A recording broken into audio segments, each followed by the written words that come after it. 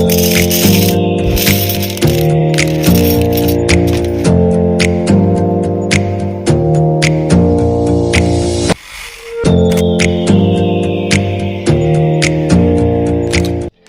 पे हमने एक एग्जांपल लिया है जो हम अपनी डेली लाइफ में यूज कर रहे हैं, तो उसका मैंने अभी हमने किस तरीके से उसको यूज करना है हम उसे स्टडी करने वाले हैं। चिक पीस मतलब जो हम व्हाइट चने यूज करते हैं, जो काबली चने आप लोग बोलते होंगे, बिल्कुल उसी को यूज करना है हमने। और इसका साइंटिफिक नेम है साइसर एरिथ्रिन। ठीक है, ये हम नोट डाउन कर लेते हैं और हमें पता होना चाहिए कि हम इसे डेली लाइफ में हम सॉल्यूशंस को, हम उसके मीडियम्स को, प्रोसेस को कैसे यूज करते हैं। सबसे पहले हमें ये जानना है कि एक प्रोसेस और एक सॉल्यूशन में क्या फर्क है। तो अगर आप सॉल्यूशन और प्रोसेस में कंफ्यूज हो जाएंगे तो वहां पे आपको नुकसान हो। साइसर एरिथ्रिनम की बात हो रही है यहाँ पे, उसके प्रोसेस की बात हो रही है, चिक पीस की बात हो रही है कि किस तरीके से हम चिक पीस को अपनी डेली लाइफ में साइंस से जोड़ के यूज कर रहे हैं। तो चलिए इसको स्टार्ट करते हैं वीडियो को और क्लास आज के शुरू करते हैं। हमें सबसे पहले तो जानना है कि कौन सा प्रोसेस यूज हो रहा है और कौन सा सोल्यूशन इसमें बन रहा है। तो हमने क्या किया, हमने आपने ऑब्जर्व किया होगा कि चिक पीस को यूजुअली आप लोग रात को पानी में सोक कर देते हैं, वाटर में सोक हो जाता है। तो when it is soaked in water, तो what kind of a solution it is, what kind of process is used in this solution, तो ये हमें जानना बहुत जरूरी है।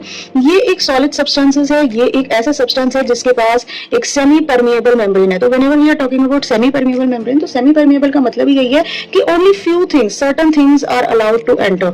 तो certain things means it can be a solution, it can be a solute particle, और it can be gases, it can be any of these in a solution form also. तो जब ये सर्टेन मटेरियल्स एक किसी भी membrane के through pass on होते हैं तो it is a semi permeable membrane, but it is selective. तो सेलेक्टिव है तो सेमी है, that means some materials and some are not allowed. अब जो यहाँ पे सोल्यूशन है, द सोल्यूशन कंटेन्स वाटर। तो जब वाटर प्रेजेंट है तो सोल्यूशन में वाटर की क्वांटिटी ज्यादा है। अब यहाँ पे ये सिर्फ प्लेन वाटर है, इसमें हमने कोई वो सोल्यूट ऐड नहीं किया हुआ, इट्स प्लेन वाटर। लेकिन जो हमारा चिक पीस है, चिक पीस यहाँ पे सॉलिड है एंड इसके साथ साथ it does not have any water, इसमें कोई वाटर नहीं है। तो what will happen, the water will always move from higher concentration to the lower concentration. तो जहां पे भी वाटर कम होगा वहां पे वाटर हायर मीडियम से लोअर मीडियम में जरूर जाएगा। यहाँ पे हम मीडियम भी क्यों बोल रहे हैं, क्योंकि हम एक सोल्यूशन की बात कर रहे हैं, लेकिन यहाँ पे हमने प्लेन वाटर लिया है, अभी इसमें कुछ भी एड ऑन नहीं किया है। इट यूजुअली हैपेंस दैट आप रात को चिक पीस को या आप कभी भी उसे सोक करते हैं और उसके बाद आप उसमें एक चेंज दिखते हैं। Place the external medium, external medium पे हमारे पास वाटर है यहाँ पे, और जो इंटरनल मीडियम है वो सॉल्यूट है, उसमें सॉलिड मटेरियल्स हैं। तो इसीलिए एक्सटर्नल मीडियम से जो वाटर इंटरनल मीडियम में जा रहा है, तो यहाँ पे प्रोसेस यूज हो रहा है ऑस्मोसिस। हमें हमेशा ध्यान रखना है कि हमने यहाँ पे प्रोसेस की बात किया, दिस इज अ प्रोसेस। अगर हम सॉल्यूशन की बात करेंगे तो सॉल्यूशन हमारा यहाँ पे क्या है, hypotonic, because there is no extra solute in this water which we are adding to this solid particles.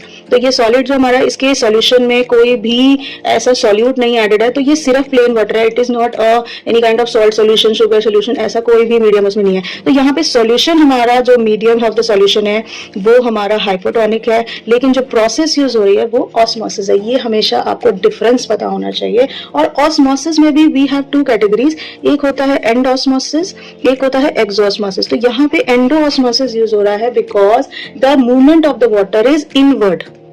तो व्हेनेवर इट इज इनवर्ड, किसी भी पार्टिकल के इनवर्ड डायरेक्शन में जब वाटर मूव होगा तो दैट इज एंडोऑस्मोसिस। तो ये आपको पता होना चाहिए कि ऑस्मोसिस क्या है, एक प्रोसेस है। सॉल्यूशन क्या है, वहां जहां पे हमें सॉल्यूट ऐड है या नहीं है, वाटर की कंसेंट्रेशन ज्यादा है या नहीं है, ये हमें पता होना चाहिए। So this is the major difference which you should know while you are studying the solution and the type of process which is involved in that solution. इसमें क्या होगा, when it is solute, it is solid particle, and this solid particle is been soaked in the water, it will swell.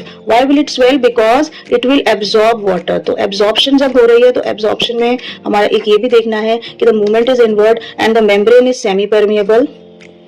Then what will happen? The process of osmosis will take place. तो ये हमें पता होना चाहिए, when the movement of the water is inside the cell through a semi-permeable membrane, absorption is taking place, then it is swelling. The swollen particle, the swollen seed, the swollen solid material is undergoing the process of osmosis. अब इसी चिक piece को हमने एक next example देना है जब हम इसे कुक करते हैं, while we are cooking it. So while we are cooking, the solution is now different. It has salt, it has many things. So basically we are considering salt over here because salt dissolves in water completely and it forms a salt solution.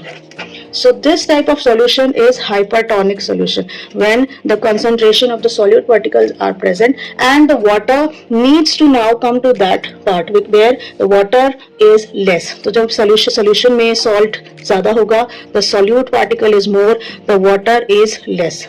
So comparatively, if you see the swollen chickpeas has more water content. So what will happen? It will lose water and it will thus shrink. When it will shrink, what will happen? We call it a cooked chickpeas.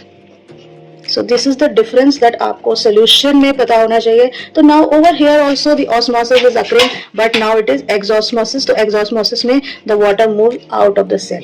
तो solution और process में आपको difference पता होना चाहिए. When you know the difference between solution and the process, you can easily mention the differences. You can easily give examples. You can give loads of new content to whatever you are studying in the different part.